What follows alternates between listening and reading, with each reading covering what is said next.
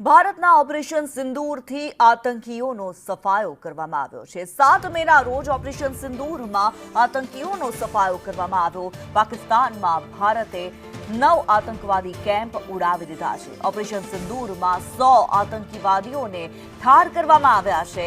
Operation સિંદૂરમાં 3 ખૂંખાર આતંકીઓને ઠાર કરી નાખવામાં આવ્યા છે, જેમાં મુદસ્સર ખાસ, हाफिज जमील અને યુસુફ અઝહરને ઠાર કરવામાં આવ્યા છે। મુરીદ કે કેમ્પમાં કસાબ હેડલીને જ્યાં ટ્રેનિંગ આપવામાં આવી હતી, મુરીદ કે ટ્રેનિંગ કેમ્પ પર 4 બોમ્બ ફેંકવામાં આવ્યા। બહાવલપુરમાં જૈશનો ટ્રેનિંગ કેમ્પ નષ્ટ કરી દેવામાં આવ્યો છે। સટીક હુમલો કરતા હથિયારોનો ઉપયોગ સેના દ્વારા કરવામાં આવ્યો।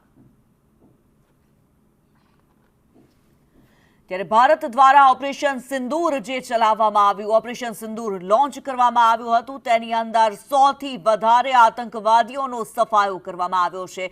9 જેટલા આતંકવાદીઓના કેમ્પને નેસ્તો નાબૂદ કરી નાખવામાં આવ્યા છે, જે પ્રમાણેની માહિતી આપવામાં આવી છે। જો વાત કરવામાં આવે, ભારતના તમામ પાયલટ્સ આ તમામ ઓપરેશન બાદ સહી સલામત ભારત પરત ફર્યા છે, ઘરે પરત ફરી ચૂક્યા છે। 9 જેટલા આતંકી ઠેકાણા તબાહ કરી નાખવામાં આવ્યા। પાકિસ્તાનમાં આવેલા આતંકવાદીઓના એ તમામ સ્થળોને નિશાને લેવામાં આવ્યા હતા અને સટીક નિશાનો કરતા જે હથિયારો હતા તેમનો ઉપયોગ કરવામાં આવ્યો હતો।